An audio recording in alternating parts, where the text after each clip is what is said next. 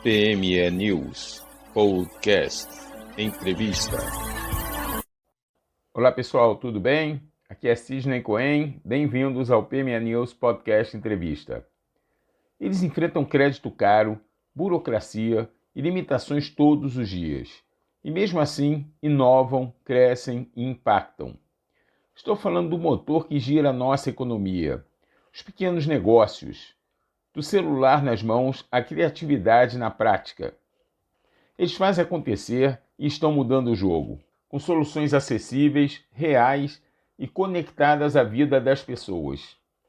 E para explorarmos ainda mais esse tema, convidei um antropólogo e CEO da Cognitiva, nosso parceiro aqui do PME News, Carlos Messeder. Então seja bem-vindo, Carlos. Olá, Sidney.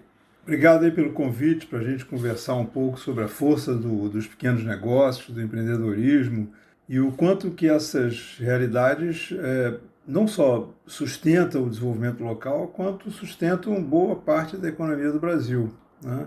Então é um prazer estar aqui conversando com você sobre isso. Carlos, tem algo que me chama a atenção quando olhamos para o empreendedorismo brasileiro. As mulheres, os jovens de periferia, os agricultores familiares, justamente as pessoas que o sistema historicamente ignorou, estão no centro das atenções, transformando esse cenário. Por que isso está acontecendo? Porque essas populações, elas conhecem de perto, no seu cotidiano, né, as falhas do mercado e do Estado, e transformam essa falta em solução. Quando o emprego formal não chega ou chega de modo muito precário, empreender surge como um caminho de renda e de autonomia. Começa como sobrevivência, mas pode virar um negócio com identidade, com rede, com propósito. Enfim, mulheres, jovens de periferia, agricultores familiares, eles partem de seus repertórios locais, a comida, o cuidado, a cultura, a produção da roça, e acabam por criar produtos e serviços que resolvem problemas reais, com baixo custo e alta adaptabilidade. A tecnologia, a formalização, as MEIs, os canais digitais, tudo isso amplia alcance e reduz barreiras de entrada. E o movimento é grande, hein? Em 2024, por exemplo, as mulheres já eram 46,8% dos empreendedores iniciais no Brasil, segundo o GEM, que é um monitor de empreendedorismo. Carlos, eu tenho reparado no pequeno empreendedor que inova e nem percebe que está inovando. Isso de fato existe? Em boa parte, a criatividade nasce da necessidade, não é mesmo? Como ela se torna uma vantagem competitiva real? Existe sim, e é mais comum do que se possa imaginar. Em muitos pequenos negócios, a inovação, ela não vem com esse nome, né? Ela aparece como gambiarra bem feita, um ajuste de processo, uma mudança do cardápio, uma nova forma de entregar, de cobrar, de produzir ou mesmo de atender, para poder caber no bolso do cliente e sustentar o caixa do negócio. Isso é muito próximo do que se pode chamar de uma inovação frugal. Fazer mais com menos, simplificar, adaptar e usar recursos cotidianos, locais, para resolver uma necessidade que é real.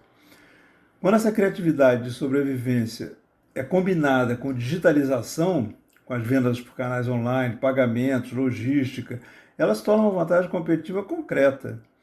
Custo menor, velocidade de execução, produto em sintonia com o território e maior capacidade de mudar rápido, antes do concorrente. O empreendedor brasileiro é um herói, não é mesmo? Com tantos obstáculos como crédito negado, juros altos e burocracia, e ainda assim muitos pequenos negócios seguem crescendo. Em sua opinião, esse crescimento acontece devido ao próprio sistema ou existe alguma política pública que faz diferença na prática? Em muitos casos, o pequeno empreendedor ele cresce apesar do sistema, né? Porque o crédito no Brasil ainda é caro, exige garantias e pune exatamente quem tem menos histórico e menos patrimônio, né? Mas existem sim políticas públicas que fazem diferença quando chegam na ponta. A primeira, por exemplo, é a simplificação, né? O MEI, o Simples Nacional, reduzir a burocracia, permitir emitir nota, abrir conta de pessoa jurídica e entrar em cadeia de fornecedores, né? A segunda é o crédito com garantia pública. O PRONAMP, que é o Programa Nacional de Apoio às Microempresas e Empresas de Pequeno Porte, É uma linha de crédito do governo federal que foi desenhada para facilitar o acesso das micro e pequenas empresas ao reduzir o risco dos bancos através do Fundo Garantidor de Crédito. E já se transformou numa política permanente, né? E se o crédito vem acompanhado de orientação ao negócio, ainda funciona melhor, né? E vai consolidar mais negócios, uma vez que a questão não é só dinheiro, né? O empreendedorismo verde, hein, Carlos? Ainda é uma aposta de futuro ou já faz parte do presente dos pequenos negócios brasileiros? Eu acho que já é presente, né? Ainda muito na base, né? Espalhado e bastante subfinanciado. A economia verde, ela aparece quando o pequeno negócio reduz desperdício, por exemplo, quando reaproveita insumos, economiza água e energia, muda a embalagem, ou quando nasce diretamente da bioeconomia, né? Cosméticos, alimentos e artesanato a partir da sociobiodiversidade, com floresta em pé e renda para comunidades e agricultores familiares. Esse movimento ele é muito maior do que a gente imagina. Muitos pequenos negócios já adotam alguma prática ambiental. O próximo salto, eu acho que é transformar boas práticas em competitividade, através de assistência técnica, certificação, rastreabilidade, logística, acesso a mercados, inclusive compras públicas, né, e crédito adequado.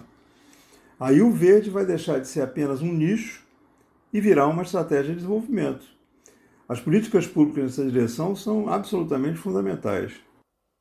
Eu admiro muito aquele pequeno empreendedor que começou vendendo pelo celular para uma pequena comunidade e de repente passa a vender para o Brasil inteiro. Então, Carlos, a transformação digital já está chegando para quem mais precisa ou ainda é um privilégio de poucos? Eu acho que está chegando, sim. E o celular virou a porta de entrada, né? Mas ainda de um jeito um tanto desigual. Do lado positivo, a digitalização já é uma realidade de massa. É muito grande, por exemplo, a quantidade de pequenos negócios que usam ferramentas online para vender, sendo o WhatsApp o principal canal de comunicação e de vendas para grande número de MEIs e micro e pequenas empresas. Ao mesmo tempo, essa inclusão é limitada pela infraestrutura, né, ou mesmo pela qualidade do acesso. Muitos usuários acessam a internet apenas pelo smartphone. E nas classes D e E, esse volume é extremamente grande, né? Isso restringe a gestão, a capacitação e a própria produtividade.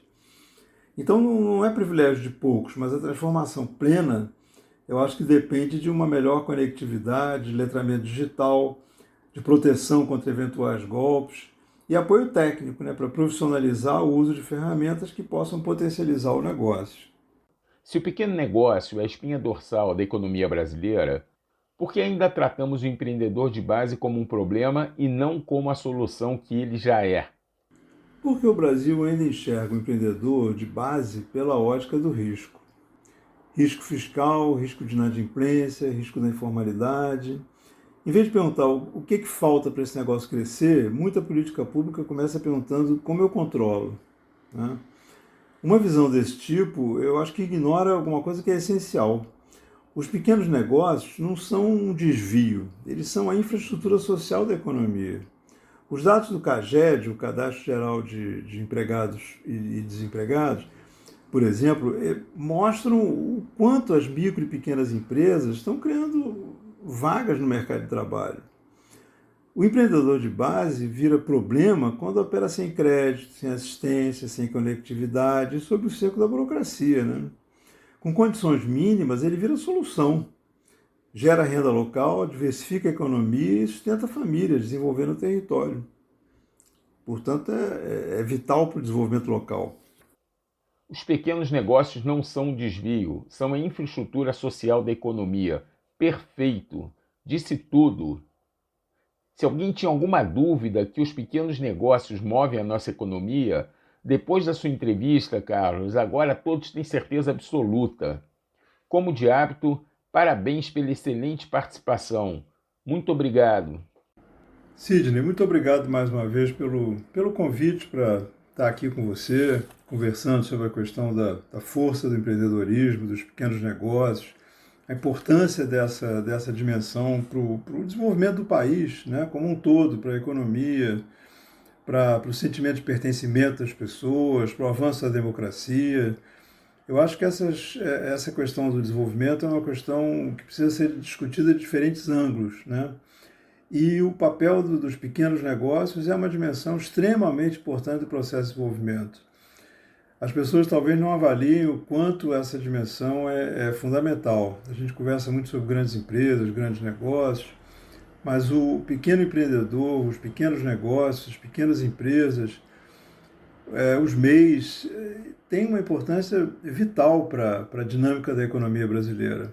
Então, obrigado aí mais uma vez pelo convite. Espero que essa nossa conversa possa agradar e trazer elementos para a discussão dos vários atores envolvidos nesse processo. Muito obrigado.